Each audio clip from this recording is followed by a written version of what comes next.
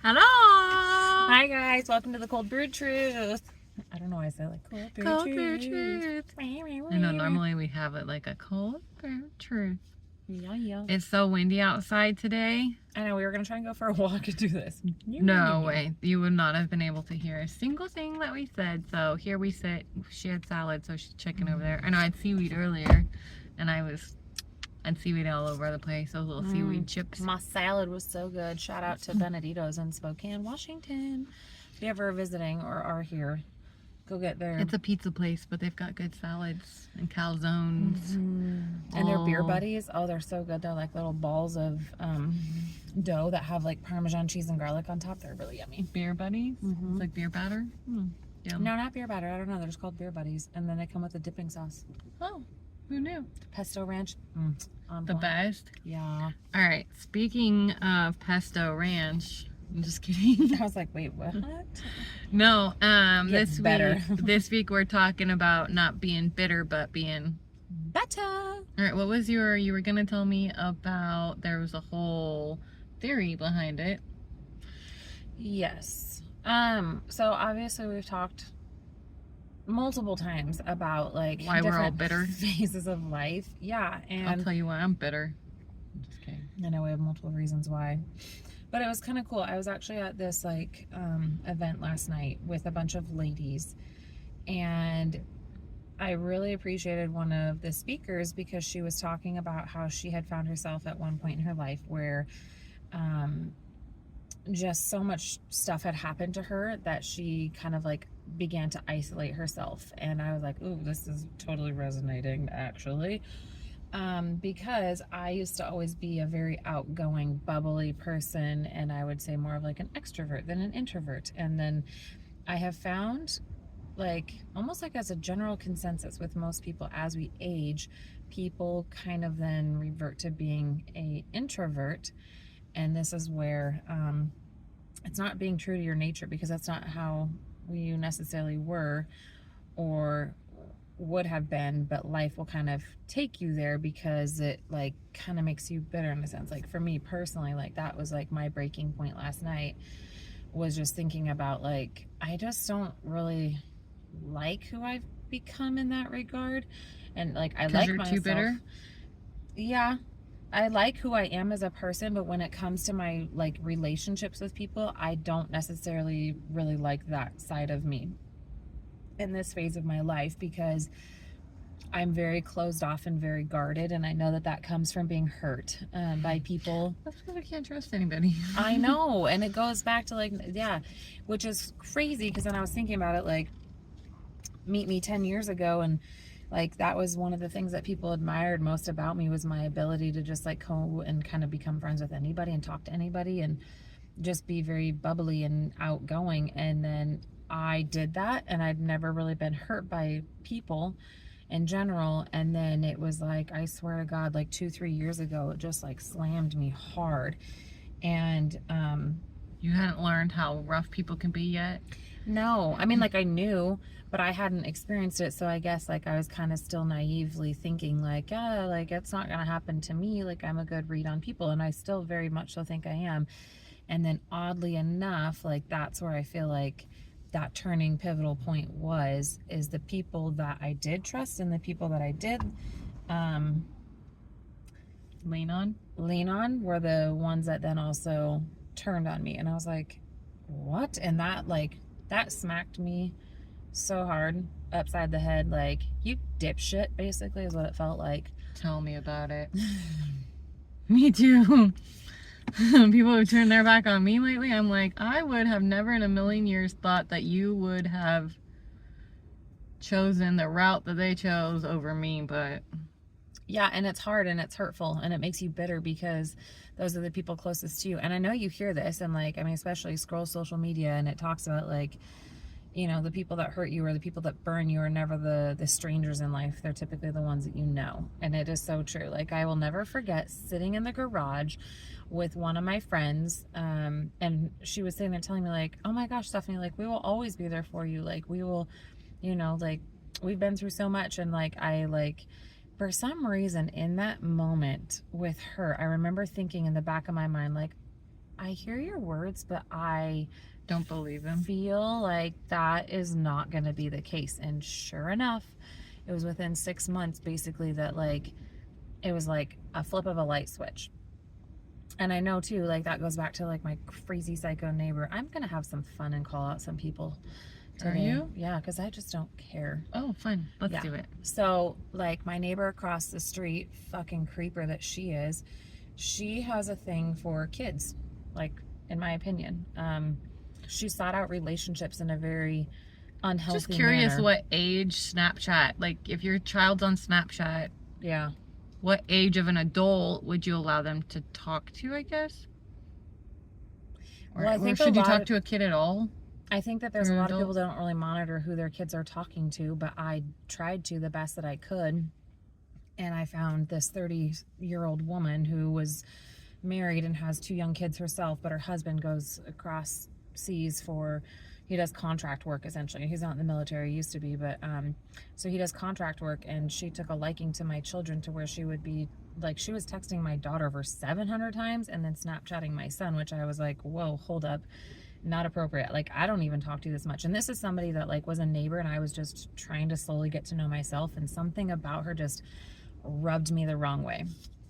And I didn't really particularly care for her or even how she like carried herself on a day-to-day basis. And so I didn't want her that close of proximity to my children. And so when I tried to like make that a no, it was during the time of no drinking, when you transitioned from not drinking? No, even before then, she wasn't my favorite person. Like, because again, like they had invited me to go up to their family's property during like a hunting season, and like in my opinion, like they were doing things unethically, even from there.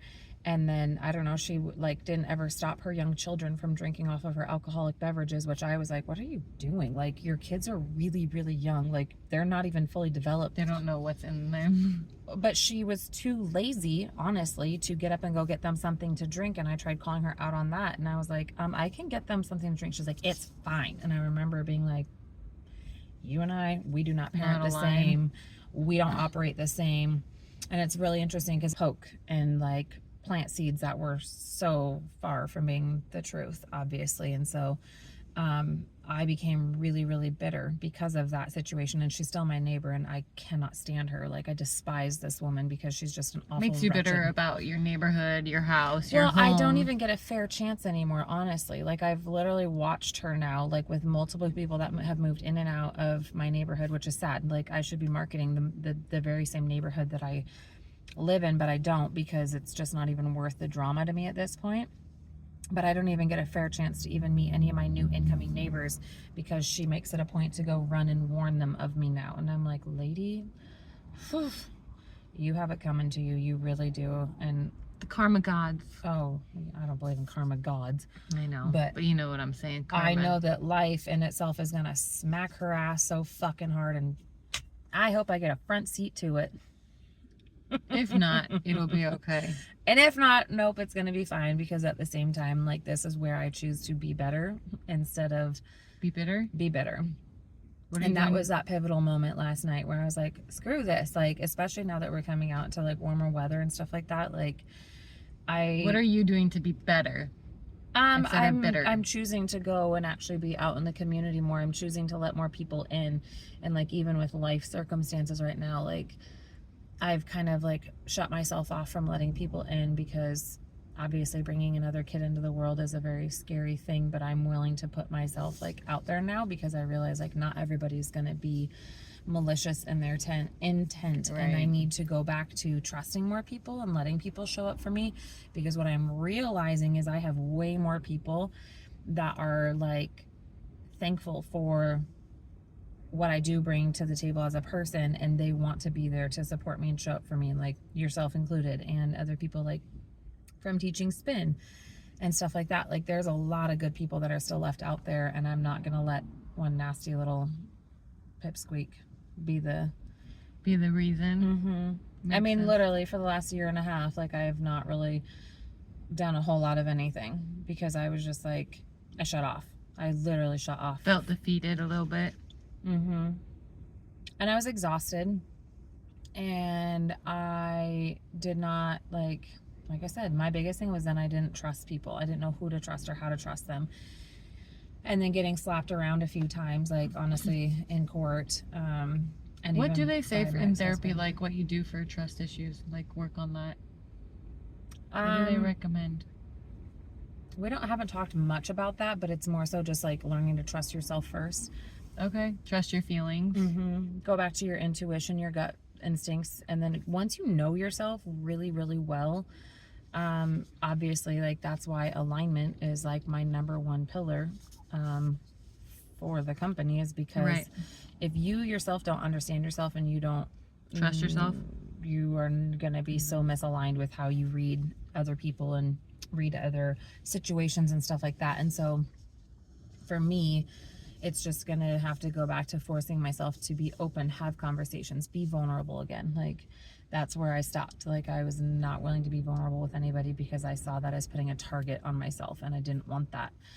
And it goes back to being like, screw it. Honestly. Well, it's funny because we created this podcast because at one point we were like, balls to the walls, let's share our story. And it was so fast how quickly all around our story was bothersome and offensive. And then that kind of like took the wind out of the sail of like, I am literally making myself a target by talking about these things. And then that kind of brings you back to a bitter situation where it now like put a nasty it almost taste kind of in like your mouth. makes you shut up. And that's like, and that's kind of what we've been trying to like say we're not going to do, or stand up against it a little bit and say, because a lot of times they do bully you in a sense to make you feel like you should be quiet. And people will isolate. I mean, like you've experienced I that. isolate. I'm bad at isolating.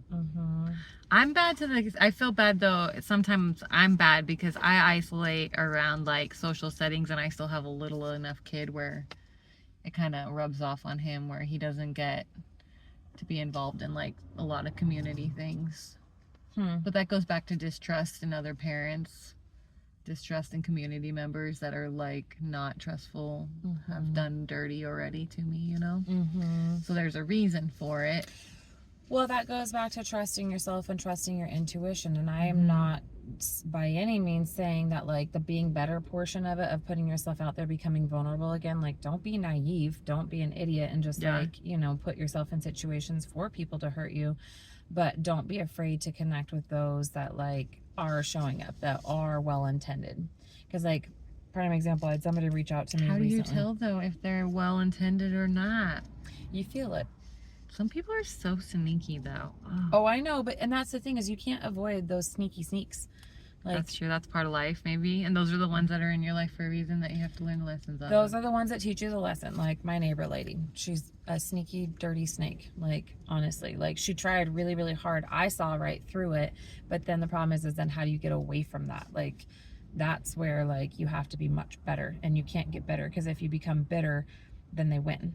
Essentially. And it's not a game. Like I don't find this shit to be funny or to be a game at all, but I mean win in the sense of like it's a mind challenge. Like I'm not going to be intimidated to, you know, stay in my home and not participate and not do, you know, the neighborly thing and show up. Like I still am going to do that. I just haven't taken it really upon myself, like except for very quietly and meekishly, and that's not me at all. Like I have always enjoyed being somebody who was like a go-getter, an ambitious person, somebody who's willing to go out there, because I don't really care what people really say or think of me or about me. Like people have their opinions and they're entitled to it, and oftentimes when they put it out there, like they're wrong more than half the time. So okay, cool. About you? Oh, being bougie? Just kidding. Fancy things in life. She's not really that bougie, honestly. No. She's peed in the woods, hiked in slippers, hauled and done a lot of dirty jobs. Yeah. Sometimes I skip a shower. It happens. I'm bougie in the sense that I know good quality when I see it, and I seek that because to me it's about being smarter, not dumber, like with your efforts and your money. Like I learned at a young age, like buying the cheap things because it's $5 and it saves you $5 here. Well, you're gonna have to replace the damn thing, like, right? It's very gonna break. quickly. It's gonna wear out. You might as well just buy the nice one that's a little bit more money. That's so why it I lasts. buy name brand things, because name brand things have a quality stamp that they stand behind typically, and oftentimes it comes with a warranty as well. Like, that's being smarter. That's learning. Like, there's a reason why, even like within ourselves, like, you set a specific standard that you operate under, and then you deliver that, and then that allows you also then to be more picky and choosy with the people that you interact with, whether that's work, personal, like whatever it may be. You know your worth, and a lot of people take that as being like, I don't know, like bougie, or being kind of like snotty. Yeah. And it's like, no, I'm not. I just know what I bring to the table, and I'm allowed to stand up for myself and create healthy boundaries. But what it also, we have found, people don't really like it when you set those healthy boundaries for yourself. Nope, not at all. They become a little bit bitter and a little judgmental, and then they like to poke at you and prod at you and try and make you feel guilty for all these things. And it's like, no, I'm good. Thanks, though. Yeah. I'm not going to carry that guilt. Like, and it goes back to trusting yourself, like, and knowing that you're making the right decision. And but then on the flip side of that is, and if you do make a mistake and you are wrong, is then being able to also call yourself out and own those mistakes and learn from them and identify it. And I also, like, that's where, like, I kind of was stopped, because I think that there was one gal that, like, she did reach out to me, and I don't know her all that well. I'm learning to get to know her, but from what I can tell and see, is I think that she's a good, authentic person who has also been really hurt herself. And so I don't think that she'd be making an effort to try to be supportive if she didn't actually mean it or want to. For what? Who are we talking about? It's a girl like that. She's You're friends with? Oh, okay. Well, no, we're not even friends. We're just acquaintances, and like, she's a newer instructor, but I don't know her all that well.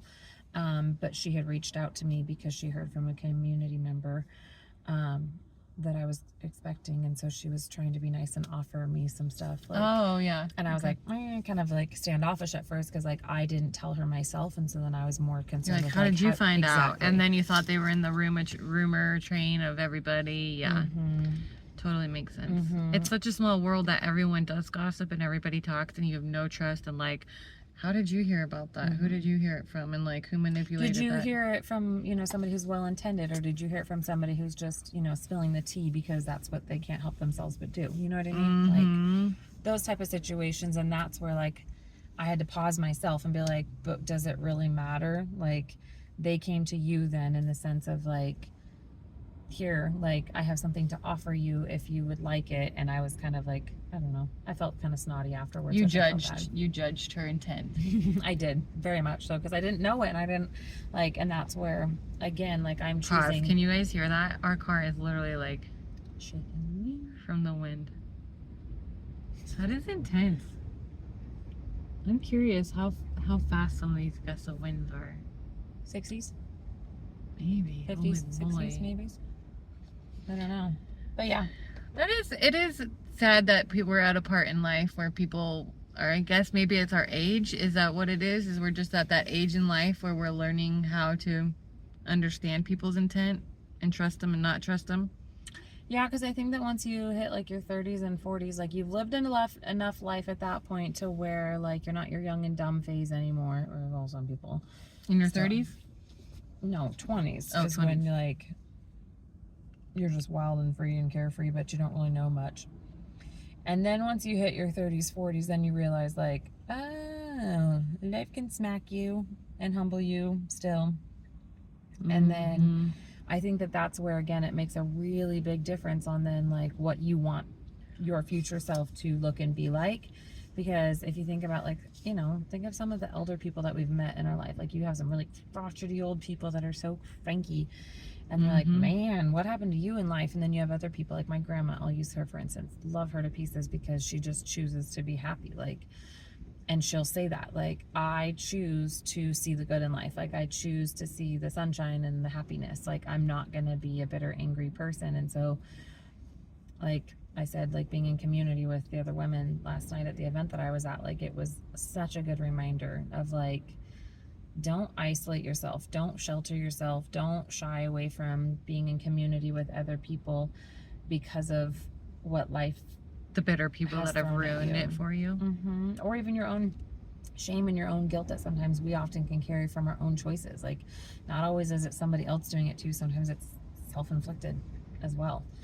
Sometimes it goes back to, like, you know, Don't mind me over here yawning. childhood traumas or whatever we have been wired with from the time that we were in the womb. There's, you know, scientific studies on that as well. Like, some things, like, you don't even know that you're carrying, but subconsciously you do because of Things that happened. Yep. Why you like hugs and why you don't like hugs.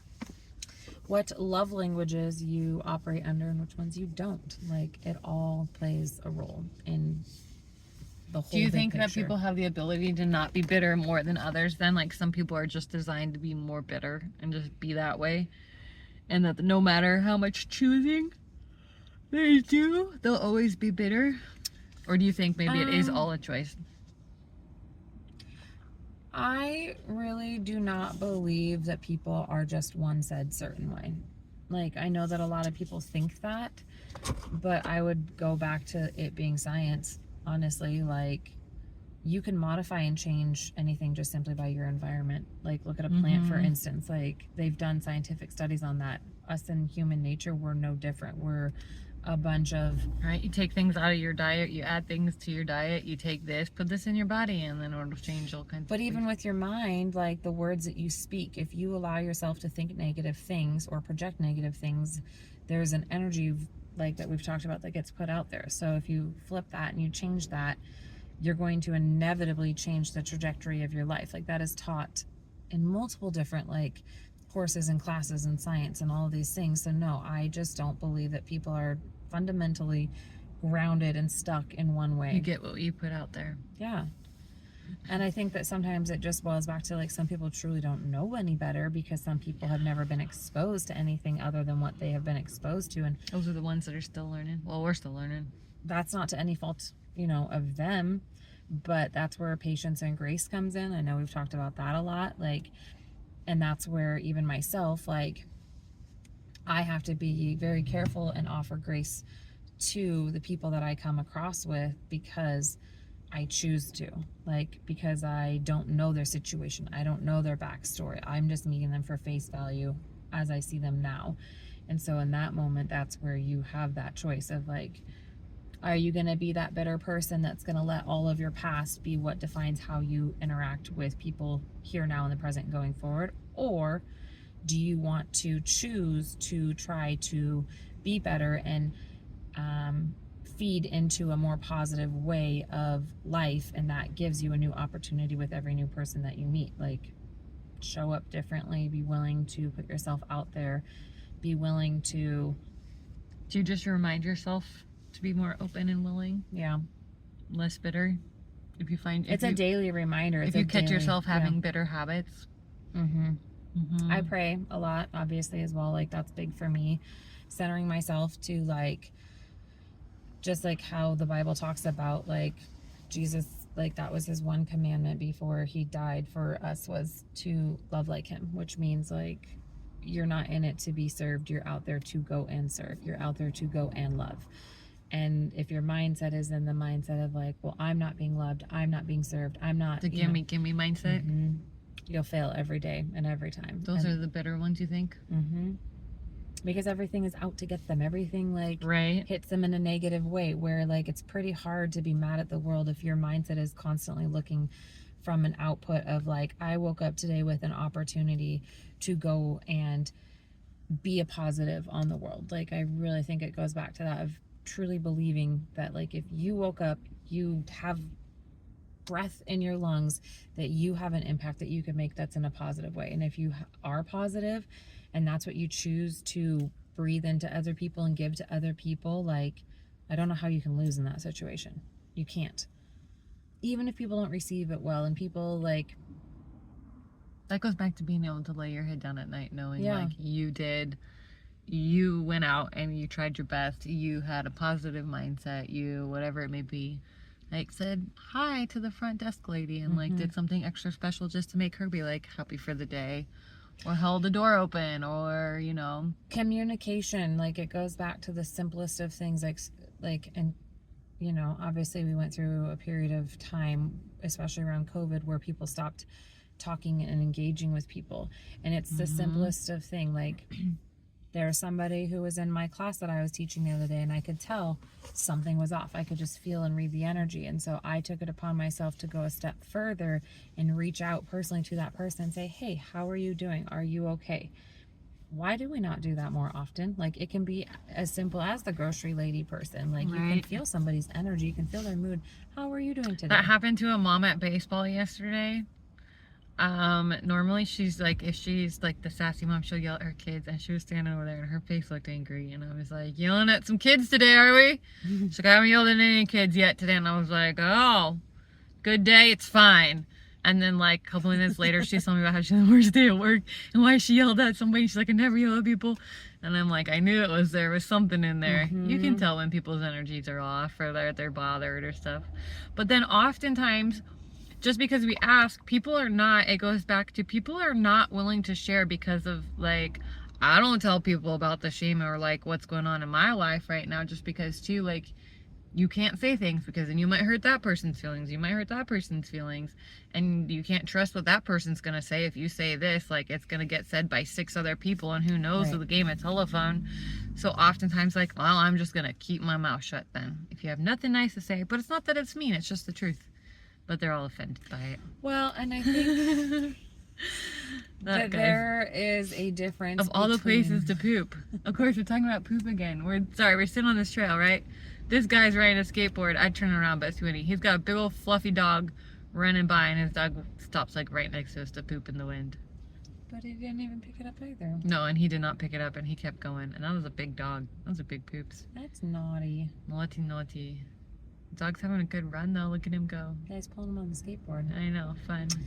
Anyways, it goes back to reading people that you don't even necessarily know, and sure, they might not open up, but sometimes just knowing that, like, you went the extra step to ask somebody, like, how they're doing.